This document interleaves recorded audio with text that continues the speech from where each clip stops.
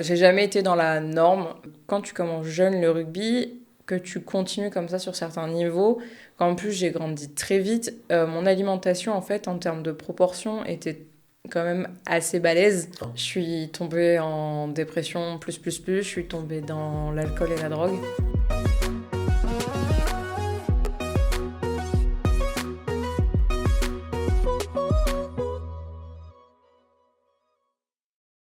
Bonjour et bienvenue sur mon podcast Parcours bariatrique avec Kevin. Je suis très content aujourd'hui d'accueillir Estelle qui a un parcours très atypique. Elle va nous raconter tout ça. Passer par des hauts, de l'obésité, des complications, les montagnes russes quoi. Ouais, un peu. Space Mountain, c'est cool à côté. Du coup Estelle, on enchaîne tout de suite. Je te laisse te présenter, le début de ta présentation et tu peux commencer sur ton parcours, sur ton enfance. Ok, Comment tu as commencé à prendre du poids, tes activités sportives, ton déroulement de vie du début à la fin. à la Non, fin. pas encore, ça va. Vous n'avez pas encore terminé. Ok, bon, moi c'est Estelle, j'ai 25 ans, Ok. 26 à fin d'année. Très jeune. Ouais. J'ai fait déjà 8 ans de parcours avant de me faire opérer. D'accord. J'ai commencé excessivement jeune, effectivement, à chercher une solution pour perdre du poids.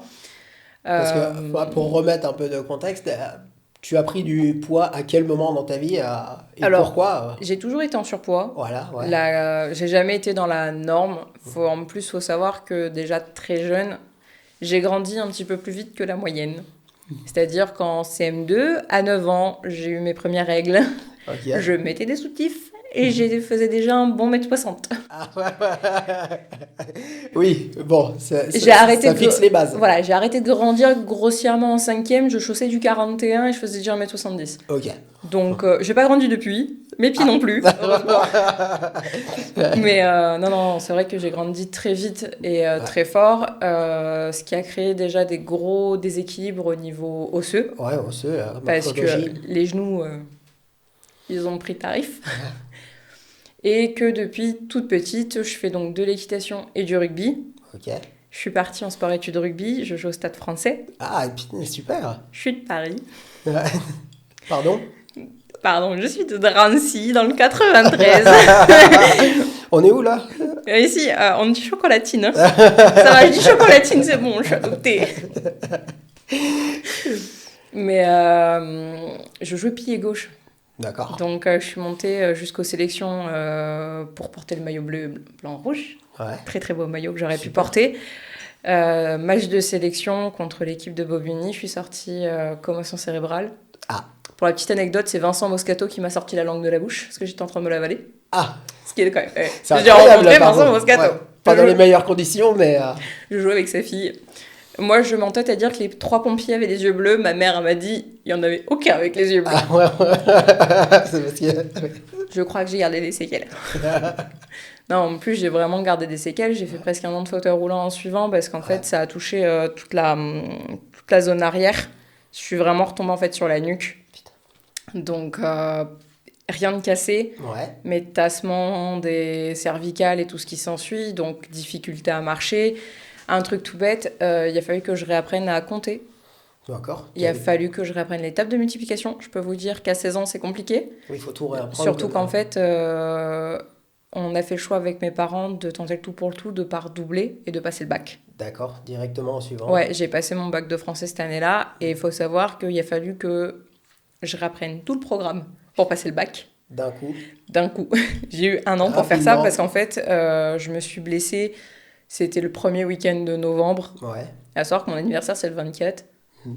et que ben, je m'en souvenais pas. Et que quand tout le monde m'a souhaité bon anniversaire, je suis revenue en cours vraiment juste la semaine de mon anniversaire, tu vois. Ouais, c'était pour le J'ai gâteau. passé 15 jours à la maison et tout, et je reviens en cours. Ah bah bon anniversaire. Pardon? Pardon. Ça a vraiment été le. Quoi? Et il faut savoir que depuis, bah, mon petit surnom affectif, c'est Dory, parce que malheureusement, ça a tapé une zone qui touche en fait à la mémoire immédiate. D'accord. Donc j'ai vraiment des troubles de la mémoire immédiate comme Dory.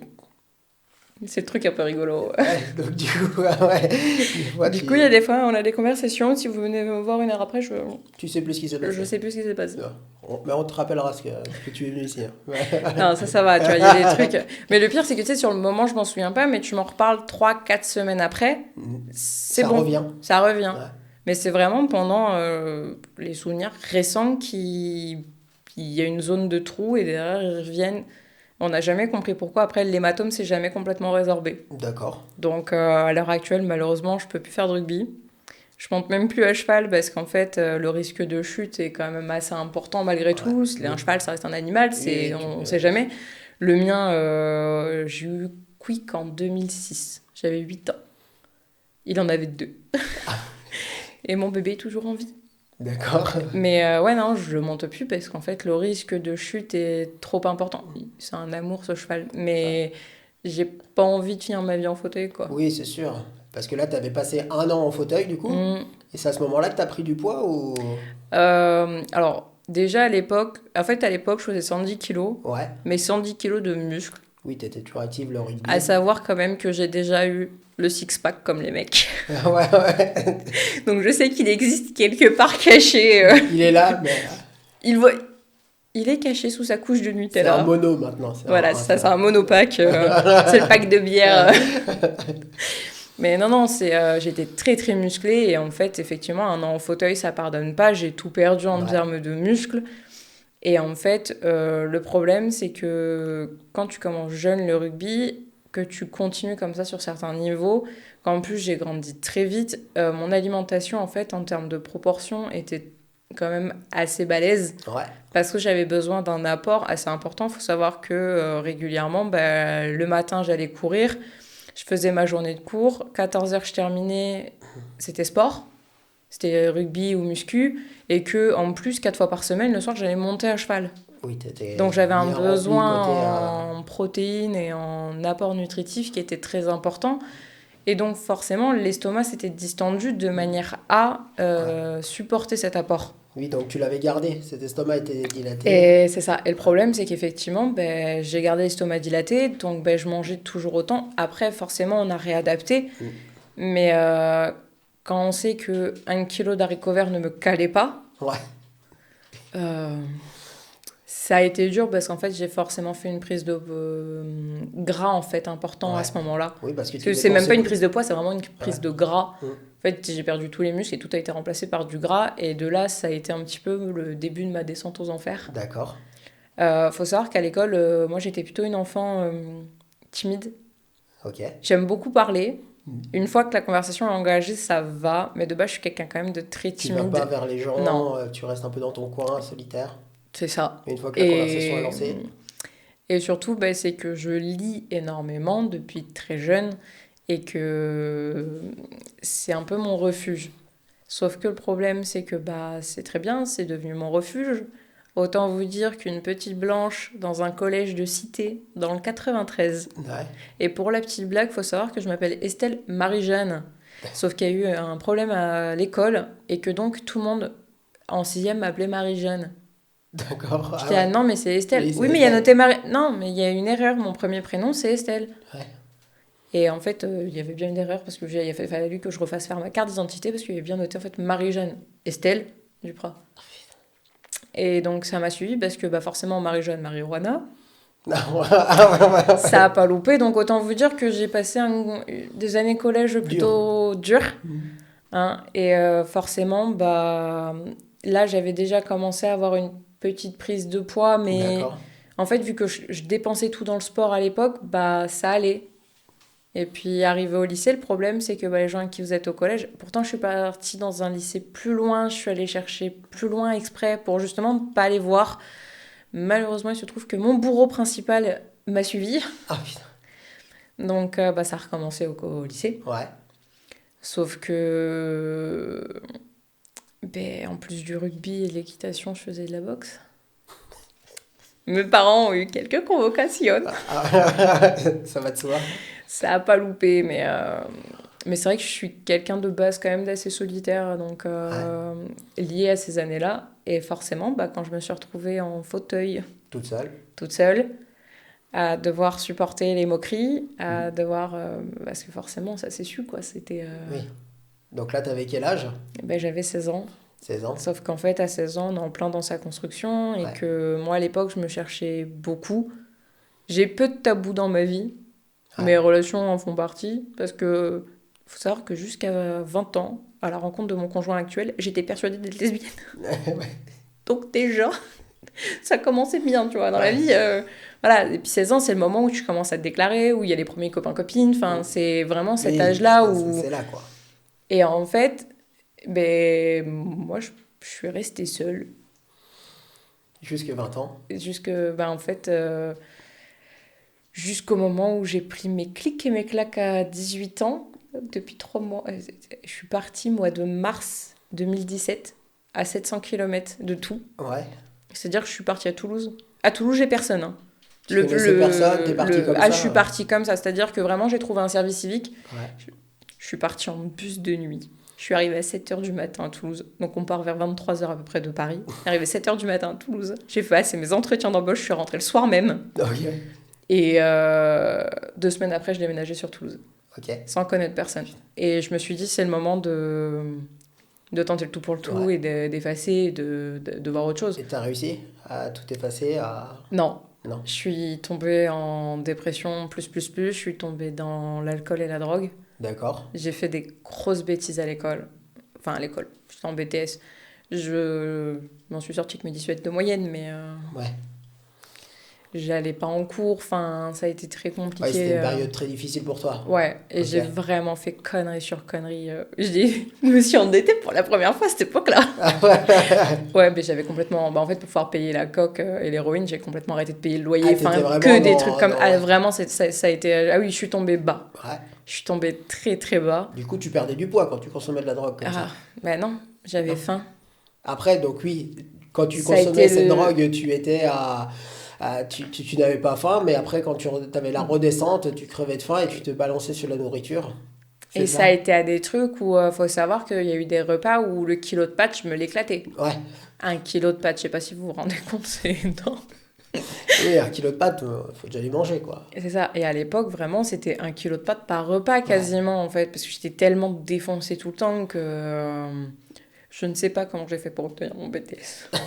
Honnêtement, je sais pas comment j'ai fait pour Et l'avoir tu l'as eu. celui-là. Ouais, je l'ai eu. Et en fait, en deuxième année, j'ai rencontré Théo, mon conjoint actuel. Ouais, Gros coup de cœur. Très, très super. gros coup de cœur. Le truc... Et en fait, vraiment, à ce moment-là, ça a été le... Théo, tout ce qui est drogue et tout... Anti-drogue. Et en fait, je lui ai jamais parlé. Enfin, s'il m'entend, on en a parlé. Ça fait 6 ans qu'on est ensemble, on a Oui, on oui, a eu le oui, temps d'en discuter. tu pouvais lui dire, oui. Mais à l'époque, j'ai rien dit. Et en fait, j'ai tout arrêté Du jour au lendemain. parce que je voulais sortir avec Théo. Ah ouais. C'est bien. Ah, ça a été ma C'est une motivation. bonne En motivation. 3 mois, j'étais complètement sevrée. Ouais. Après, il y a eu une autre addiction qui a été développée, qui était plus compliquée à sevrer, qui est beaucoup plus particulière, c'est le Nutella. Ouais, Le kilo de Nutella à la journée. d'accord. Autant vous dire que ça Ouais, n'a ouais, pas ouais. aidé à la perte de poids. Clairement pas, genre ça a été Je connais le... également une copine qui a une grave addiction au Nutella. Tu reconnaîtra. Et, Et c'est simple, mes repas, c'était au moment où j'ai arrêté la drogue, concrètement, je mangeais des pâtes. Derrière, je m'enquillais des cuillères et des cuillères de Nutella avec du coca. d'accord. Le combo Le combo, gagnant, ouais, c'est le explosif, quoi. combo gagnant pour prendre du poids. Et en fait, derrière, il y a eu une période très compliquée où je me suis retrouvée à la rue. Ouais. Et en fait, Théo, dans sa bonté la plus généreuse, a négocié avec sa mère. Pour aller. Je sais. Et en fait, résultat, c'est comme ça que j'atterris dans les Landes. Ah ouais, parce qu'il était d'ici. Ouais. Ok. Enfin, eux, ils sont ch'tis, ils sont arrivés ici il y a presque 20 ans. Donc, Ouais. ça fait un petit moment qu'ils sont là. Mais c'est vrai que, en fait, moi, j'étais sur Toulouse, lui Ouais. habitait sur Dax. Et résultat, bah, ils m'ont rapatrié le jour d'anniversaire de C'est mon bien. beau-père. Très bien d'ailleurs. Comme ça a pu te permettre Ouais. de grandir, d'évoluer. Bon, t'as remplacé une addiction par une autre. Ouais, mais en fait, résultat, j'ai été cadrée. J'ai pas eu une vie facile avec mes parents. Ouais. Faut savoir que ça a été très compliqué. Mes parents sont des gens qui sont dans le fond gentils, mais qui font pas bien les choses. Ok. Faut savoir quand même que sur 3 enfants, il y a moi qui ai quand même un trouble borderline. Mhm. Donc ça reste un trouble quand même assez lourd, qui est lié justement à des traumas d'enfance. Mon premier petit frère, Mathieu, qui est dépressif chronique. D'accord. Et le petit dernier qui a un TDI, donc trouble dissociatif de l'identité. Et il est autiste, au passage. D'accord. Moi, j'attends Bon, les tests. là... Mais on pense qu'il n'y a pas grand doute. Ah ben... Donc, mais voilà, ça a vraiment été le... Et cette relation avec tes parents, ça joue vraiment sur ton comportement que tu as eu avec l'alimentation ou ton Oui, comportement avec la drogue ou ces choses-là, c'est ce qui a été un peu moteur. complètement. Il faut savoir que je suis partie de chez mes parents, vraiment, enfin, je suis partie en 2 semaines, hein, j'ai pris mes clics et mes claques, je suis partie, ma mère m'a déménagé. Il faut savoir que j'ai pas parlé à mes parents pendant des mois et des mois après Ouais, ça. Quand je suis... En fait, quand j'ai pris la décision de partir, on était au mois de janvier. J'étais chez mon parrain pour les fêtes de fin d'année. ok. J'avais fait des pieds et des mains en fait avec mon alternance pour avoir mes vacances. Je leur avais menti délibérément en leur disant que j'avais déjà réservé des billets au Canada et tout. Le gros mytho, tout, Ouais, tout plein, quoi. ouais, gros coup de Mais bluff. mais je suis partie en fait. Il fallait que je coupe. C'était Ouais. urgent pour moi Oui, il fallait que tu mentalement partes. parce que ça faisait des années et des années que ça allait pas. Ouais, que tu subissais. Et en fait, le problème, c'est qu'entre le harcèlement à l'école plus t'arrives à la maison, ça va pas. Ça a été la... C'est pour ça que ma période à Toulouse a été aussi catastrophique. Ça a été la bombe totale, en fait. Ouais, Ça a parce que été tu n'avais pas réglé ce problème et puis tu étais loin, tu n'avais pas de soutien, tu n'en avais pas plus que quand tu étais sur Paris au final. C'est ça. Ouais, mais en fait, le problème, c'est que j'allais tellement mal que j'arrivais plus à vivre avec ma personne. Ouais, t'étais pas guéri. C'est-à-dire que aujourd'hui, j'ai encore des tics, hein, c'est même plutôt des tocs d'ailleurs. À partir du moment où il y a personne chez moi, genre mon Ouais. conjoint il part bosser, j'ai les écouteurs dans les oreilles, je ne les retire qu'à partir du moment où il est rentré. Ah ouais? Je ne peux pas rester seule avec moi-même. C'est compliqué. Maintenant, seule avec un livre, ça passe bien. Oui, tu bouquines Mais énormément. ça, je bouquine énormément, mais c'est vrai que c'est très particulier comme manière d'être. En fait, c'est que j'en étais arrivée à un tel point de me détester que je voulais plus me voir, quoi. Ouais. Donc j'ai fait une Mais t'étais déjà en obésité, t'étais ah déjà... oui, j'étais déjà en obésité, ça. Et puis le problème, c'est que les enfants sont foncièrement méchants. Ouais, J'ai toujours été en surpoids, t'étais sportive, même si etc. j'étais sportive et tout. Moi, j'ai jamais, enfin, franchement, honnêtement, enfin, moi, j'étais au collège au moment où Secret Story s'est sorti. Le genre de truc dont j'ai strictement rien à foutre. Oui, bah, c'est le stéréotype parfait. Et le problème, c'est que, ben, en fait, j'avais pas de sujet de conversation avec eux. Ah, Et puis, le problème, c'est que j'ai grandi en banlieue, dans le 93, c'est quand même un environnement un peu particulier. oui. J'avais un cheval, j'avais de la chance d'avoir un cheval, de vivre en maison. J'ai été discriminée parce que mes parents avaient un peu plus d'argent. Ouais, c'est passé, c'est vrai, je vois ça. Mais après, bah, mes parents, ils ont fait des études. Ma mère, ça fait 30 ans qu'elle tape dans la même boîte, quoi. Oui, c'est à l'ancienne, les gens ils travaillent. C'est ça. Et vraiment, je m'en suis pris plein la tête parce qu'en fait, j'avais la chance d'avoir à manger dans mon assiette le soir en Ouais, rentrant. c'est fou. Mais ça n'a pas toujours... En fait, le problème de ma famille, c'est qu'on est un peu sur le stéréotype de la happy house. Mhm. C'est-à-dire que dehors, c'est tout beau, c'est tout rose, et tout va bien. Ouais. Et en fait, quand tu mets ton nez dedans, c'est pas c'est du pas tout du comme tout le ça. cas, quoi. C'est que mon père a fait des conneries monstres avec l'argent de la maison qui a fait qu'on a failli devoir vendre mon cheval, qu'on a failli potentiellement se retrouver sans rien. Ma mère, elle a toujours trimé, elle a toujours réussi à rattraper le coup. Mais il s'est passé des choses que, bah, non, j'en ai pas parlé. Bah, déjà, je me faisais harceler, j'avais pas en plus en Oui, tu parler, allais pas en quoi. parler, t'aurais augmenté Et pourtant, son en réaction fait, de il y a truc. des fois, tu vois, je me suis dit, est-ce que si j'en avais parlé à l'école, est-ce qu'ils auraient compris qu'en fait, ok, j'ai un cheval, ok, je fais du sport, mais si j'ai ça, c'est parce que sans ça, en fait, je me fous une balle dans la tête, quoi. Ouais, oui, c'est sûr, c'est ton moteur. C'est qu'à l'époque, ça en est arrivé à un point où, enfin, franchement, quand tu dis qu'une ado de 12 ans a envie de se foutre en l'air, C'est compliqué. c'est compliqué. Et pour tirer une conclusion sur tout ça, sur l'environnement familial avec ta prise de poids, l'obésité. Mais mon père est déjà obèse. Ouais, Donc, moi, j'ai un pathogène génétique pour l'obésité. Ouais. Là-dessus, il y a de l'obésité dans la famille. d'accord. Et que, par exemple, je vois très bien que si mon papy, par exemple, il fait le moindre écart, tout de suite, il prend, quoi. C'est Ouais. pas... Ça pardonne pas. Oui, Mais par contre, effectivement, ce qui s'est passé à la maison m'a enfoncé là-dedans. oui. De la nourriture. Ah ouais. En C'est fait, fou. la nourriture, c'était la seule source de Refuge. réconfort Que tu et avais pour toi d'amour. perso, quoi. Et d'amour, en fait, Ouais. le problème, c'est que j'en étais arrivée à un point. Moi, quand je suis partie de chez mes parents, pour moi, mes parents ne m'aimaient pas. Ça va. Mais dans le fond, Il s'est passé du temps et j'ai mis du temps aussi à comprendre ce qui s'était passé, à poser, à faire la paix avec mon passé. J'ai pas fait la paix partout, il y a encore du travail. Mais il a vraiment fallu faire la paix là-dessus parce que sinon, en fait, c'était la route pour la catastrophe. à la catastrophe. Ouais. C'est que franchement, à partir du moment où tu as touché à la drogue dure et à l'alcool comme j'y ai touché, tu sais que faut Et plus c'était faire de les faux pas, limites, quoi. quoi. C'était la limite maximum Ouais. que tu pouvais accepter. Ouais. Après, c'était... Ah bah après, bien. je passais l'arme à gauche. T'as eu un suivi psy après Ouais. Tu as décidé toi ou Alors, avec ton conjoint sûrement oui et non. En fait, mes parents sont, enfin, surtout ma mère, est un petit peu anti-médecin, anti-médoc et tout ce qui s'ensuit.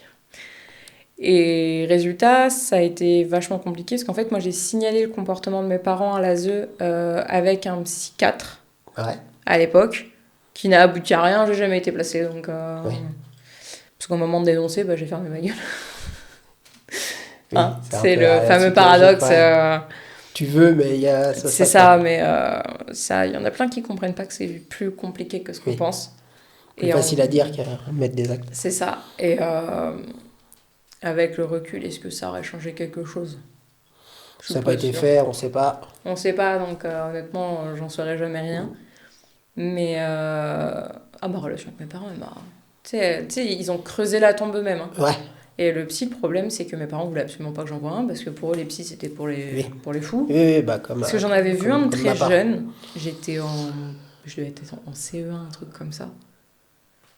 Et en fait, le discours de la psy ne correspondait pas à ce que mes parents attendaient. C'était fâché. Bon, t'iras plus. C'est fini.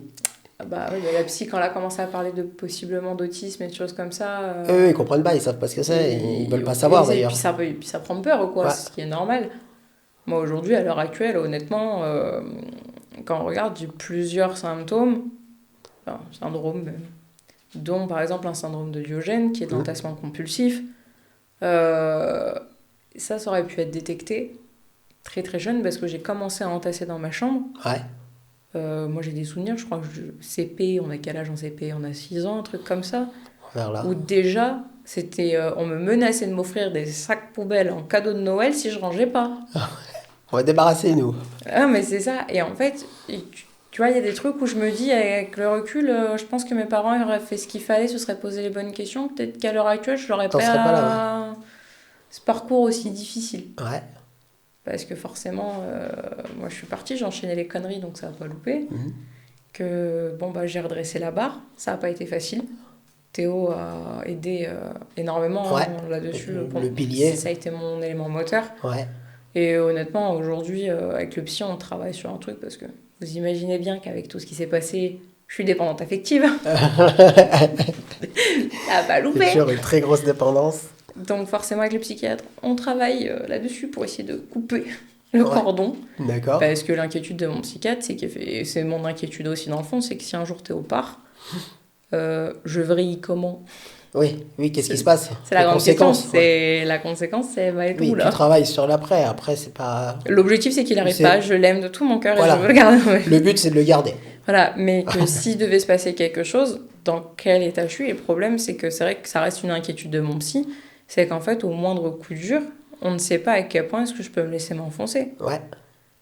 Toi, tu te sens capable de repartir dans des travers ou des choses comme ça? Ah, mais je le sais. Ouais. C'est le problème, c'est que je le sais, c'est que là, j'ai fait, suite à l'opération, j'ai fait une grosse période de déprime de presque 1 mois. Ouais.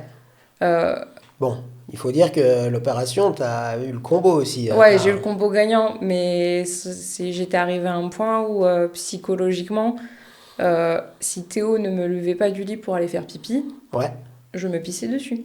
Ah ouais. Je ne bougeais pas du lit. Un légume. C'est fou, ouais. Dans le bad complet, tu voulais dans le bad le plus complet. Ouais. Et le pire, c'est que derrière, tu vois, il y en a certains avec qui je travaille qui m'ont dit « Ouais, mais t'abuses de nous avoir laissé comme ça pendant 1 mois, nanana. » Je m'attendais pas à bader comme ça. Hein. Et qu'est-ce qui te donne la force de ressortir de là, de t'en sortir? Quand tu as un coup de mou comme ça et que tu es au fond, qu'est-ce qui te donne la force de ressortir? C'est intéressant de savoir qu'est-ce qui peut donner la force à quelqu'un comme ça de repartir. Moi, à l'époque, ce qui m'a permis de tenir, c'était le sport. Ouais, Aujourd'hui, ce oui, qui me permet de tenir, c'est mon ouais, projet pro. Je suis en train c'est de monter ma super. maison d'édition. Il y a à côté aussi une volonté de faire une association pour permettre l'accès et faciliter à la lecture, Ouais.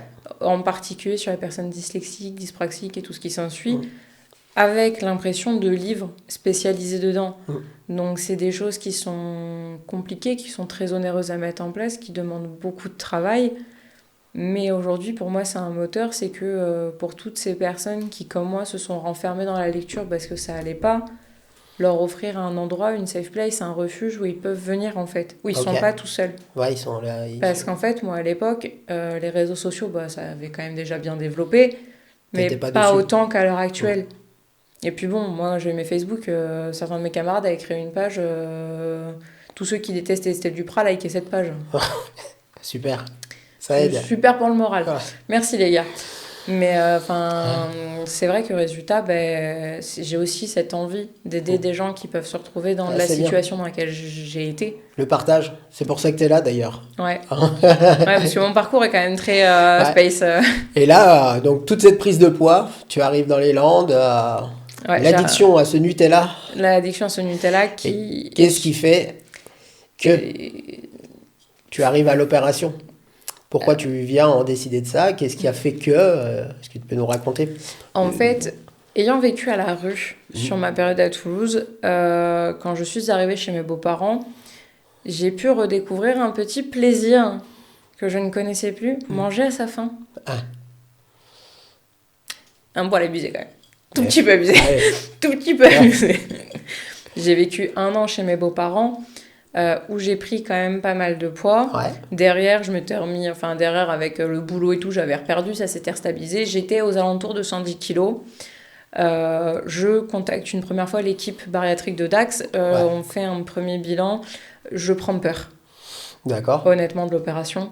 Parce que par rapport à mon premier parcours sur Toulouse, en fait, Dax, il cache pas. Il cache pas les risques, il cache pas ce que l'après, Ils sont ils transparents. vous mentent pas. Ils sont transparents. Toulouse l'a pas été. Donc Ouais. forcément, ben, moi, il y a Coup aussi un dur. décalage dans Ouais. ma tête, c'est gros coup dur. J'abandonne un peu l'idée et je me dis, écoute, cocotte, on va passer par l'alimentation. Donc c'est vrai que j'ai quand même bien réduit déjà au niveau de la quantité dans les assiettes. D'accord. J'avais toujours un bon coup de fourchette, mais Oui, quand même moins.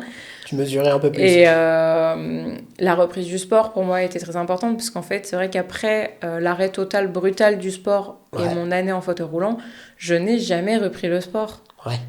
Donc la remise à zéro complète. Donc là, remise à zéro complète, je suis retournée à la salle et tout ça. Et j'ai pas perdu de poids. Ah. La désillusion un peu la plus totale, qui est après 1 an, aller à la salle 4 fois par semaine, avoir fait un rééquilibrage alimentaire, je n'ai Ça a pas pas fonctionné. perdu de poids. Ouais. Pourquoi? Normalement, il y a les ingrédients pour que tu Parce, perdes du poids. parce qu'en fait, le mental n'allait pas. D'accord. Et c'est quelque chose qui beaucoup de gens ne comprennent pas, que le mental et l'état mental de la personne est un lien direct avec l'obésité. Ouais, je suis entièrement d'accord. Beaucoup de gens ne comprennent pas qu'on n'est pas gros parce qu'on est feignant. Moi, j'étais grosse alors que je faisais quand même Ouais, mal active. de sport. Mais j'étais grosse parce que psychologiquement, j'étais dans un tel état que Ça ne mon pouvait corps pas, ne quoi. perdait Ouais. pas. Et un tel état de fatigue, il faut savoir que je faisais des insomnies jusqu'à il y a 3 ans. Je dormais une nuit sur 2, grosso merdo. Et quand je dormais, Là, je c'est dormais compliqué. 5 heures à tout péter. Oui, c'est que... Voilà, ça a été, mais ça a été un très très long travail psychiatrique. Hein. Aujourd'hui, d'arriver à dormir. Aujourd'hui, j'ai pas honte de le dire, je suis sous antidépresseur, Ouais. j'ai besoin d'aide pour dormir. Parce que sinon, je dors pas. C'est pas possible. Là, c'est tout bête. Là, j'étais arrivée au fond de la boîte de somnifères, j'en ai pas cherché. Ça fait 2 fois que je me couche à 5 heures du matin. T'aurais pu venir directement. Ouais, non, mais c'est ça le matin. Non, mais c'est pour le coup. Et, cette nuit, je me suis endormie, il devait être 7 heures, lever midi, quoi. Ouais. Là, tout de suite, voilà, effectivement, dès qu'on a pu le. Et t'es décalé après. Ouais, en plus, moi, je suis en oiseau nocturne de base, donc Ouais. à partir du moment où je recommence à avoir une vie active la nuit, c'est fini. Je me décale direct parce que c'est Laissez-moi ce que tranquille. je préfère. Mais, Donc Dax, t'es sur le parcours à Dax. Ouais. En T'abandonnes. 2020. j'abandonne complet. Et de là, en fait, on arrive en 2023, Ouais. février 2023, où je commence à avoir des très grosses crises de douleur, bras, jambes, au niveau du bassin, tout du côté droit. D'accord. Faut savoir que ma grand-mère est décédée de la maladie de Charcot, et qu'en fait, Tu peux me rappeler la maladie de Charcot, s'il te la plaît? maladie de Charcot, c'est une maladie dégénérative qui, en fait, petit à petit, les muscles se bloquent Ok. et arrêtent de fonctionner jusqu'au jour où c'est les poumons, le cœur, quoi. Ok. Donc, ma grand-mère est décédée en 18 mois, donc Oui, très donc là, rapide. ouais. Et en fait, ça faisait 3 mois que j'étais en arrêt à ce moment-là, quand on commence à aller explorer des pistes un peu plus difficiles à entendre qu'une simple névralgie. D'accord. Parce que bah, moi, ce jour-là, je sors du médecin, on me dit, Madame Duprat, on va peut-être faire les tests pour Charcot, pour Parkinson. Il faut savoir que ça se voit pas. Voilà, je lève le bras, Ça tremble? ça tremble. D'où les tests pour Parkinson. Ouais. Et en fait, j'ai la même chose dans la jambe. J'ai été très, très médicamentée pour mes douleurs. Ouais. Et tramadol, lamaline, kétoprophène, Ouais. tout le petit cocktail sportif, Ouais. comme on l'appelle. Avec le problème, c'est que les médocs te font prendre du poids, mais te coupent la faim, donc tu manges moins. Et en fait, ça m'a brûlé l'estomac. D'accord. Tu te Ça, fais, le bas de l'œsophage, l'estomac, j'ai fait des ulcères. tu te fais hospitaliser? Non, pas tout de suite. Ah. En fait, je vomissais pour les femmes, vous allez vite reconnaître de quoi je parle. Vous voyez les petits caillots de sang bien dégoûtants qu'on a régulièrement, non? Moi, je connais bien. Et j'avais ça qui sortait de la bouche Ouais. quand je vomissais, c'était sympathique. J'ai adoré passer la serpillière. Mais résultat, tout de suite, fibro et tout ça, Ouais. on fait la recherche. En fait, donc de là, ça tombe juste après mon anniversaire. J'ai la joyeux 25 ans. Super. Je passe les fêtes de Noël une dernière fois en tant qu'estomac normal. Ouais. Compliqué quand même, faut savoir que dans ma famille, je me pointe pas souvent dans ma famille. Ouais. Je les kiffe, hein, mais j'y vais pas très régulièrement. Donc, le jour où ils m'ont vu arriver avec la béquille, la telle et tout, aujourd'hui, je les ai pas mis, mais parce que ça me gonfle plus qu'autre chose et que ça m'irrite. Ouais. Mais de base, j'ai quand même la telle m'évite de trop trembler, par exemple, et me permet d'avoir un De meilleur... stabiliser. de stabiliser réellement le poignet. Et la béquille, en soi, quand les gens qui dérobent, besoin de la béquille, quoi. Ah ouais. T'as même le fauteuil. Et j'ai même le fauteuil dans la voiture, maintenant. Au cas où, on sait jamais.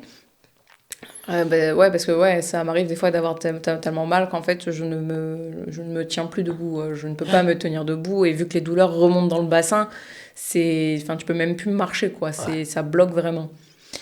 Et donc on passe un dernier Noël en famille, le Nouvel An passe, Ouais. je rentre à Dax le 6 janvier au soir. Ok. Je me suis fait opérer le 9 au matin. Ah oui.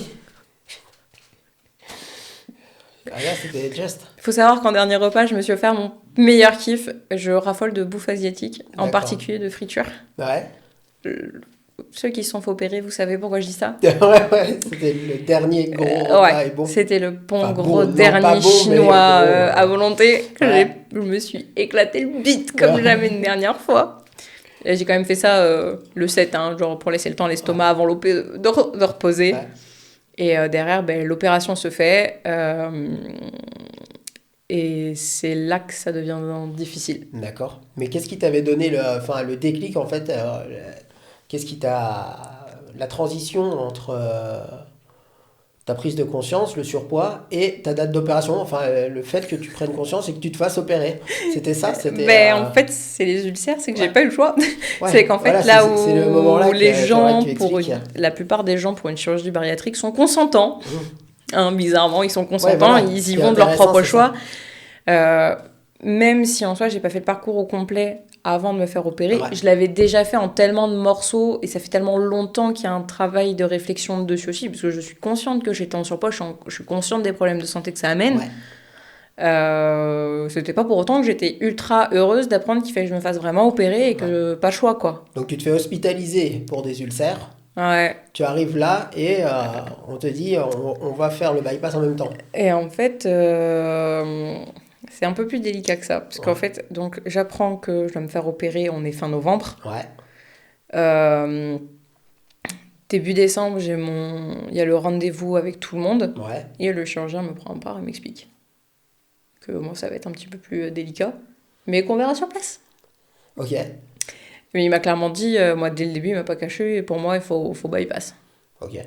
Donc, ils ont enlevé, en fait, la partie abîmée de l'estomac, ils ont bypassé dessus, et voilà. Et en fait, donc, je passe 3 jours à l'hôpital, Ouais. qui se passe plutôt bien, parce qu'en soi, j'ai pas eu de douleur spécifique ou autre. Même les gaz, quand ils sont partis, il y en a beaucoup qui se plaignent d'avoir des grosses douleurs au niveau des gaz et tout. Moi, rien du tout. Ça allait très bien. Parfait. Je rentre à la maison, les gars, je suis soulagée. Parce que j'ai Tout plus va de bien. remontée acide, j'ai plus mal au bidou. Enfin, si, ça fait mal parce que ça vient d'être opéré, mais j'ai plus mal au ventre comme je l'avais. Et en fait, je savais pas que je venais de signer ma descente aux enfers, numéro 2.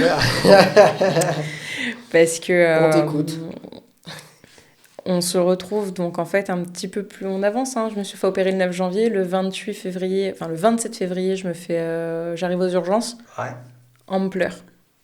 Pour ceux qui savent, le rugby, c'est pas pour les fillettes. Ouais. Hein, c'est quand Oui, même en toute assez... transparence, oui. Voilà, hein, je me suis pété des trucs dont le nez, par exemple. J'ai déjà été recousue à blanc, donc sans anesthésie, au niveau de l'arcade sourcilière sur le bord d'un terrain. J'ai pas mal, je suis pas chochotte. Je suis arrivée en pleurs aux urgences. En C'est qu'il y avait quelque pleurs. chose. Ouais. Le seul truc, ils finissent par réussir à me calmer au niveau de la douleur avec de la morphine. Ouais. Ils m'ont mélangé morphine et spasfon quand même. Magnifique. Magnifique. De là, je sors donc c'était le dimanche soir que je suis rentrée. Le lundi matin, je sors. Sur les alentours de 15h, il faut savoir que je suis retournée aux urgences le soir même. Des douleurs à n'en plus pouvoir. Et en fait, ce qui s'est passé, c'est que j'ai fait un calcul rénal. Donc, en fait, il y a un petit dépôt qui s'est coincé dans l'urtère Ouais. et qui a tout bloqué. Mais il fait 2 mm. Il est censé partir tout seul. Et non. Devinez qui n'est pas parti. C'est le petit caillou. De là, je passe la nuit de lundi à mardi aux urgences.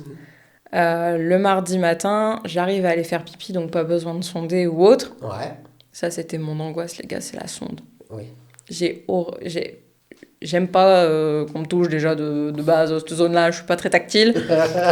Alors, un médecin pour poser une sonde, je tape. Non. Tu ravales ta salive. Et tu vas faire pipi. Ça fait mal, mais tu vas faire pipi. Et en fait, de là, donc je refais le petit pot et tout. De là, je demande à l'infirmière si c'est possible d'avoir un peu d'eau. Ouais. Je suis à jeun depuis dimanche matin. Et ça commence À jeun faire... complet. Eau, nourriture. Ouais. Surtout que tu viens de te faire opérer. Surtout que voilà, j'ai été Il faut opérée. quand même un minimum d'alimentation. Il faut que tu tiennes. Quoi. Il faut... C'est ça. Et je commence en fait le mardi matin à faire des gros pics de fièvre. Ouais.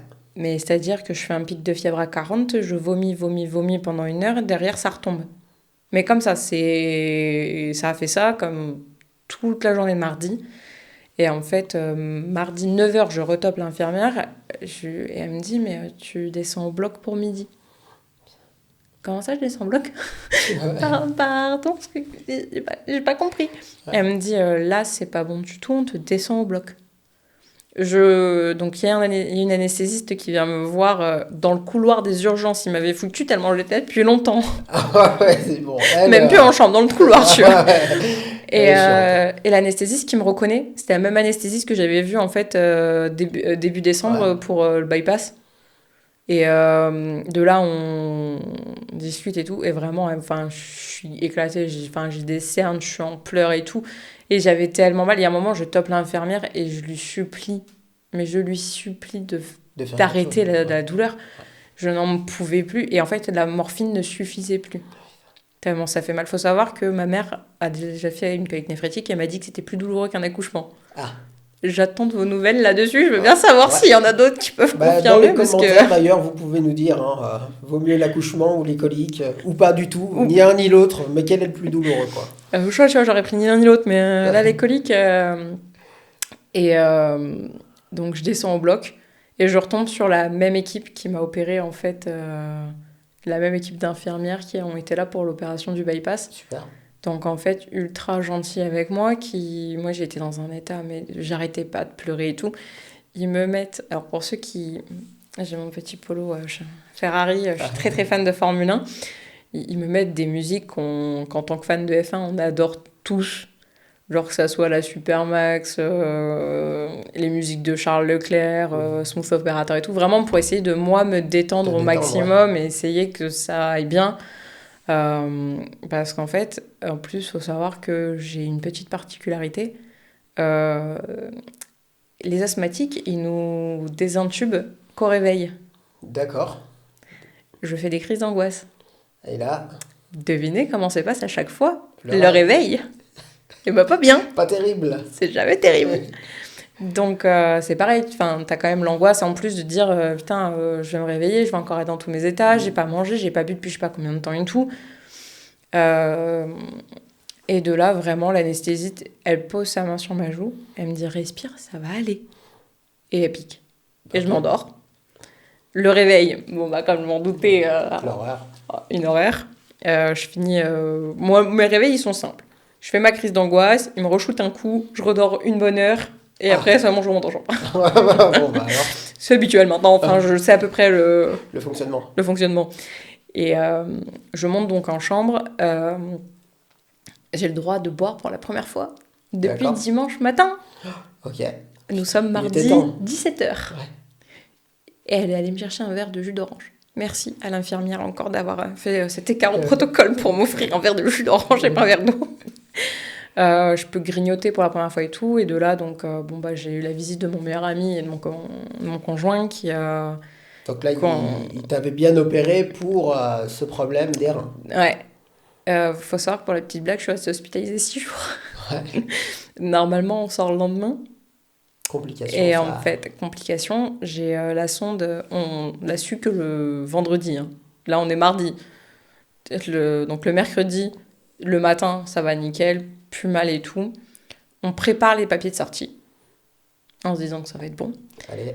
Et en fait, je vais un petit peu marcher avec mon meilleur pote parce qu'il était venu me voir. Donc j'étais toujours perfusée et tout parce que... Tu descends en bas, tu te promènes. Je descends en bas, je prends un café, on papote et tout, on remonte. Et en fait, 14h, je devais sortir à 16h. 14h, le retour des douleurs. Putain. J'étais là, non. Bon, après, tu peux avoir un minimum de douleur, peut-être. Non, j'avais mal comme avant l'opération. Ah. Et là, le problème. Crise de douleur sur crise de douleur. De là, bah, en perf, tout de suite, ça repart et tout. Oui, mais c'est pas grave, c'est normal, vous venez de vous faire opérer, ça va passer. Le lendemain, toujours rien, ça a toujours mal. Putain. Toujours plié en deux, à refaire de la fièvre et tout ce qui s'ensuit. Appeler l'infirmière 3-4 fois dans la nuit parce que j'ai trop mal. Et comme ça, on avance. Donc la journée de jeudi passe très douloureusement. Ouais. La journée de vendredi arrive. Et en fait, le matin, l'urologue m'envoie en urgence passer une échographie. Et on découvre donc... et en fait, la personne qui fait l'échographie, elle était là. Vraiment, mais tu sais, elle bougeait le truc et elle regardait en mode... Ah. On sait tous le petit regard au moment, tu sais, où il lève le sourcil en mode... blanc, quoi. C'est quoi ce truc? En mode, qu'est-ce qui se passe? Et elle me dit, ils vous l'ont posé dans quel rein déjà, la sonde? Bah, à droite. Et je vois qu'elle part du côté gauche. Je suis là, pas le bon côté, là. Et elle remet à droite, elle remet à gauche. Mais comme ça, mais pendant 5 minutes, et t'as un gros plan, et elle trouvait pas la sonde, en fait. Et là... Donc, on me fait passer un scanner en urgence. Ouais. Surprise. Et j'ai passé quand même 4 scanners en 3 jours. Putain. Et la surprise, la sonde s'est détachée et est tombée dans l'urtère. Oh, bordel. Mais là, c'est l'angoisse. Et en fait, a rebouché. Et donc, de là-bas, ça fait quoi? Il me remonte en chambre, l'urologue qui vient me chercher. Bon, bah, on enlève en anesthésie locale la sonde. Ouais. Et là, j'ai pleuré. Comme j'ai rarement pleuré. Donc, résultat, une fois l'échographie, scanner passé, l'urologue qui passe, qui me dit « Ok, faut qu'on réopère ». Et en fait, faut savoir que pour retirer les sondes, ils vous opèrent pas en bloc.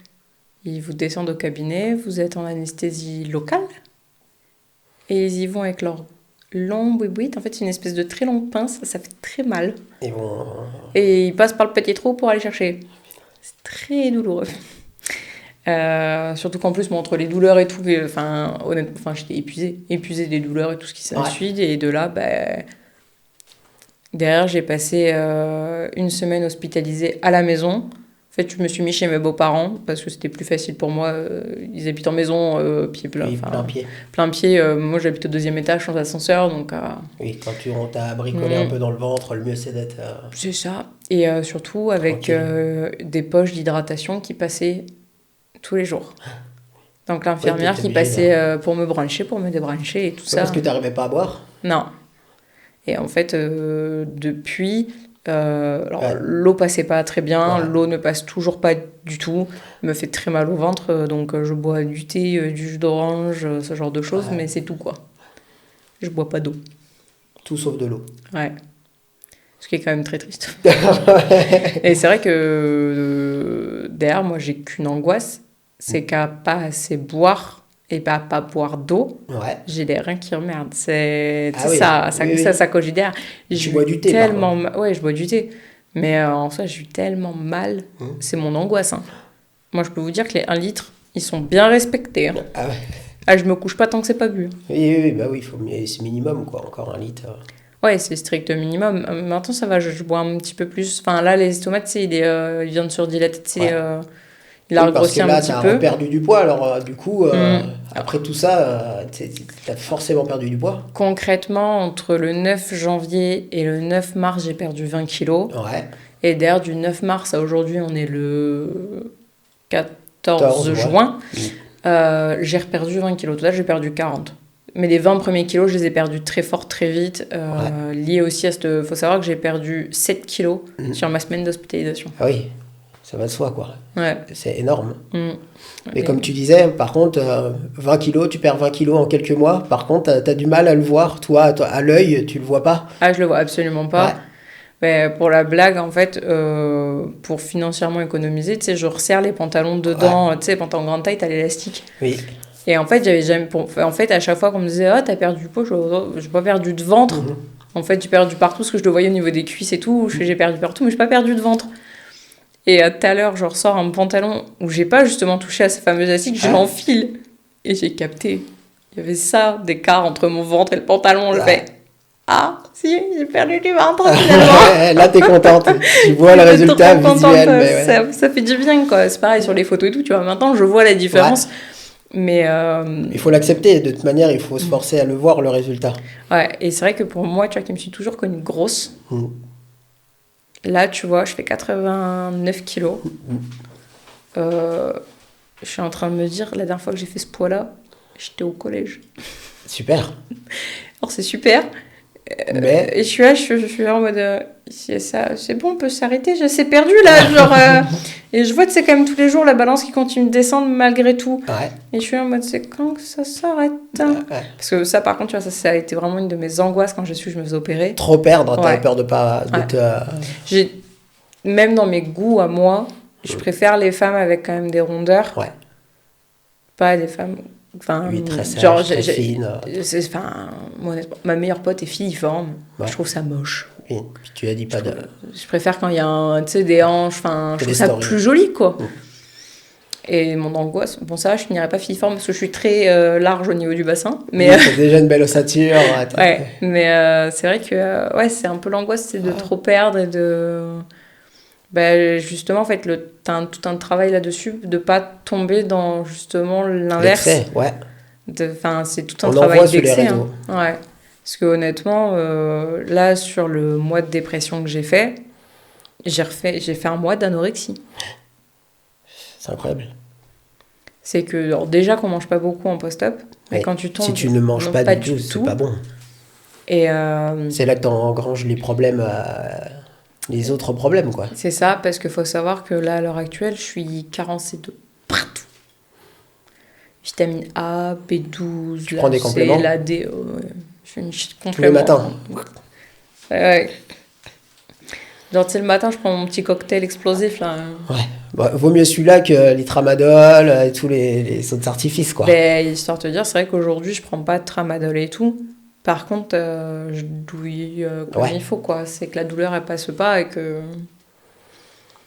tu le prends sur toi. Voilà. Tu respires calmement et tu dis, il fait beau dehors. Pendant ce temps-là, le déluge des Landes. Bon, Estelle, on va arriver à la fin de ce podcast. On est tenu un peu par le temps. On pourrait encore en raconter. Il y a beaucoup de choses à dire. Ça n'empêche pas qu'on puisse en refaire un. Avec plaisir. Et qu'est-ce que tu peux nous dire? Je te laisse le mot de la fin. Est-ce que tu as quelque chose à dire aux personnes qui vont nous regarder? Un conseil, une mise en garde? Peu importe les difficultés de l'opération, peu importe à quel point est-ce que psychologiquement, moi j'ai pris kékette avec cette opération, hein, vraiment, elle m'a mis bas. Ouais. Hein. À l'heure actuelle, je suis suivie pour stress post-traumatique lié à mes douleurs aux reins, donc quand même, moi j'ai pris bien kékette avec l'opération. Il y a eu le mois de dépression et tout, peu importe les difficultés, faites-vous opérer parce que faut perdre du poids, faut pas rester en obésité parce que c'est tellement dangereux, ça apporte tellement de problèmes de santé annexes, des problèmes cardiaques. J'ai plus d'asthme. Oui, ça. J'ai perdu 40 kilos, j'ai plus d'asthme. J'arrive maintenant à monter mes 2 étages sans problème, sans. Bon, quand il fait chaud, je sens encore que les poumons c'est tendu. Ouais. Parce que c'est des conditions particulières, mais en soi, aujourd'hui, dans ma vie de tous les jours, je peux monter mes 2 étages, je peux marcher. Oui, ça change, j'ai pu aller à Disney. Solutionne beaucoup de problèmes. J'ai pu aller à Disney sans avoir mal aux pieds, les gars. Ouais. Ça, c'est bon. Ça, c'est plus que bon. Ouais, surtout quand on a abonnement. Ouais, c'est clair. Si on veut en profiter un maximum. Faut le rentable. Mais non, vraiment, faut pas baisser les bras. Les parcours peuvent être très longs. Faut pas avoir honte de il y en a plein qui disent ouais mais un an de parcours c'est long, mais c'est un an de parcours, vous en avez besoin. Et c'est oui, il les faut vraiment. Moi vraiment je regrette de pas avoir eu un an de parcours avant de me faire opérer réellement. Oui, bien suivi, encadré. C'est ça, je regrette pas mon parcours éclaté comme il est parce que j'ai eu le temps de grandir, d'apprendre des choses, d'apprendre à m'accepter et il est là. Et c'est le plus important. Parce qu'il m'aurait opéré à Toulouse, j'aurais été opéré trop tôt. Je pense que mentalement, c'était caput. Hein. À l'époque, c'était cassé de chez cassé. Oui, donc c'est parfait pour toi. Ça t'a permis au moins d'avoir ce recul. Bon, t'es pas passé par le meilleur parcours, mais au moins, ça t'a permis d'avoir le recul et d'avoir la meilleure des expériences à l'heure actuelle. Et de pas regretter surtout. De pas regretter, ouais. Parce que pour le coup, il y en a certains quand ils se font opérer trop jeunes ou quand mentalement ils sont pas prêts. Oui, parce que parce qu'il y en a, et ouvertement, il y en a plein qui le disent sur les forums et tout que je lis.